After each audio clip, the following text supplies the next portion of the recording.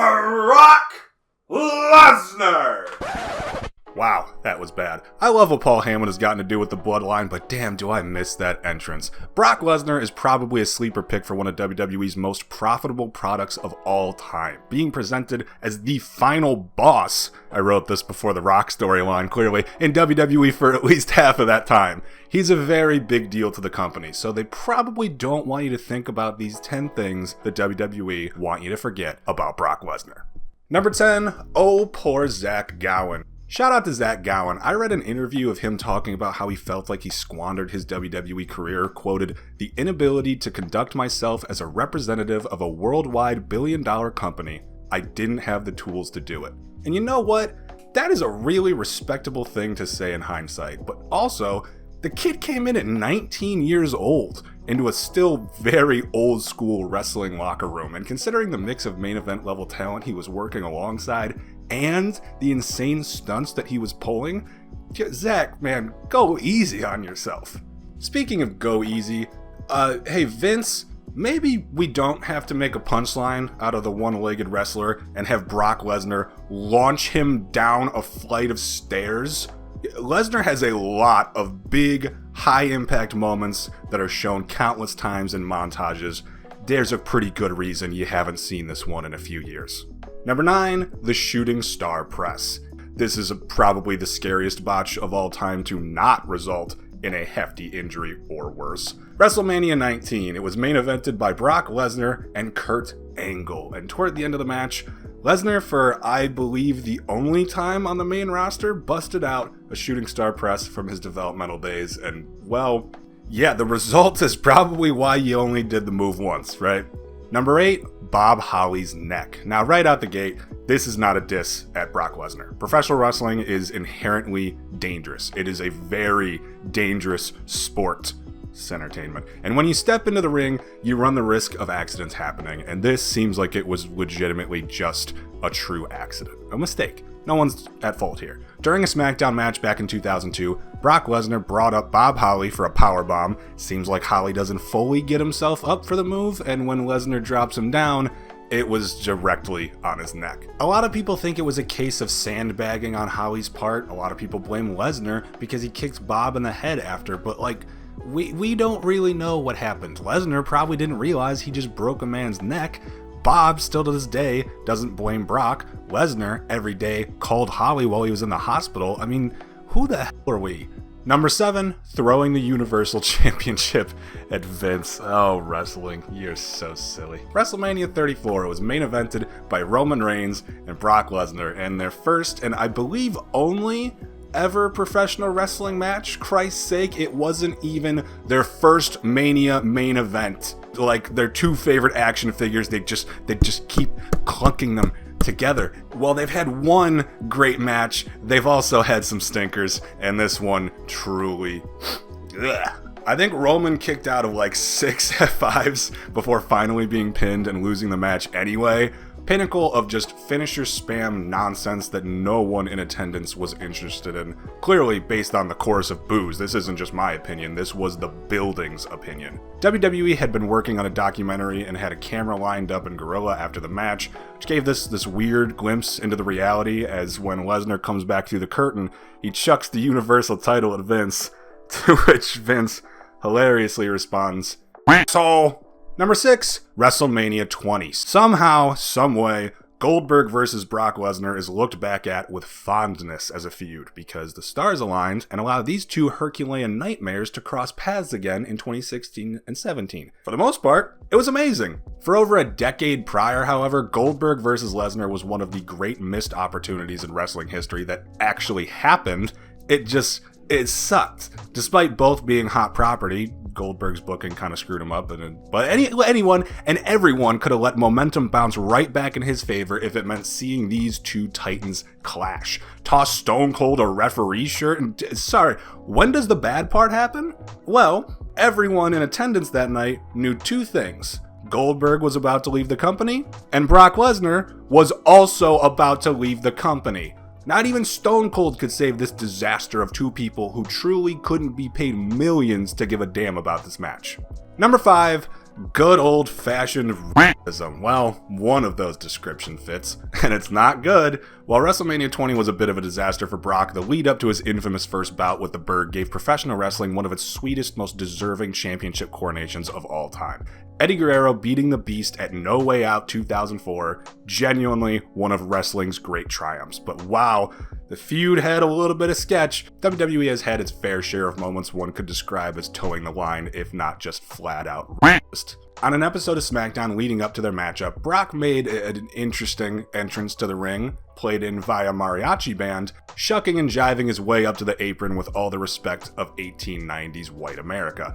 The then WWE champion then announced that he'd be giving a celebration in honor of Eddie Guerrero's defeat at the upcoming pay-per-view, and bounced around as the band, whom were hopefully paid handsomely for this nonsense, started the tunes back up. Shockingly, didn't take long until Latino Heat stormed his way to the ring, which not only sent Lesnar running, but hilariously scattered the Mariachi band. Guerrero knew how to play the game. Realistically, this could have been his idea, but it's not the hottest look for your WWE champion. Like, in the modern era, you would not see the WWE champion making... Oh, well, never mind then. Number 4, the Jericho incident. Let's set the scene. SummerSlam 2016. We've had ourselves an alright show so far, despite Dean Ambrose and Dolph Ziggler not really having much chemistry as you'd hope for a WWE Championship match, and Balor vs. Rollins being unfairly ruined by a crowd who just could not get over the debut of the strawberry jam-flavored Universal title. We watched a genuine classic between AJ Styles and John Cena.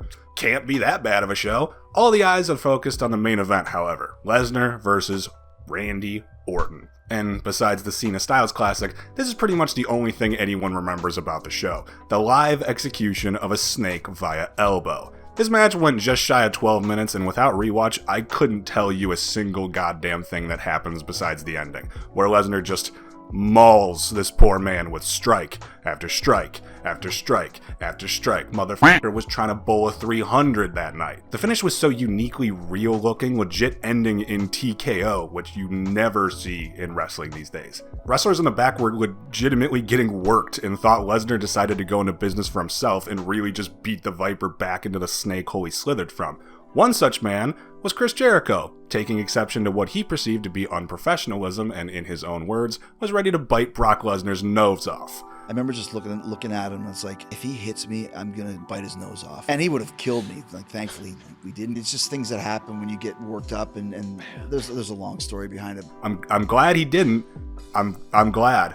I swear, I'm glad that we'll never live in a world where Chris Jericho tried to bite Brock Lesnar's nose off.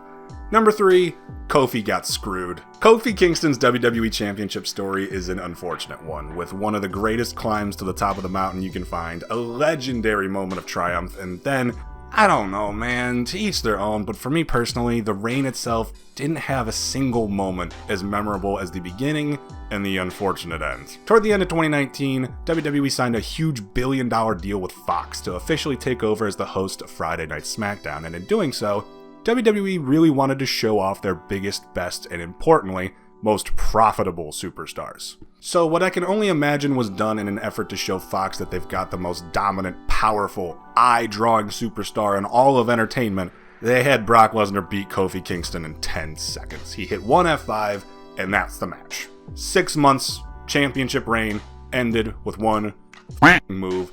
It was awful. A decision that I sure hope someone at Fox enjoyed, because I haven't met a single fan singing its praises. It's even more infuriating when you realize a big part of this decision was also likely to draw more attention to the UFC rematch between Brock Lesnar and Cain Velasquez, a man who knocked him out in just under a decade prior, and guess what? The match sucked. Their match sucked. This entire situation sucked, and Kofi then immediately went back into the New Day and didn't even address the fact that he spent half a year as the WWE champion and was just throwing pancakes like nothing happened. It sucked. Number 2, suing WWE.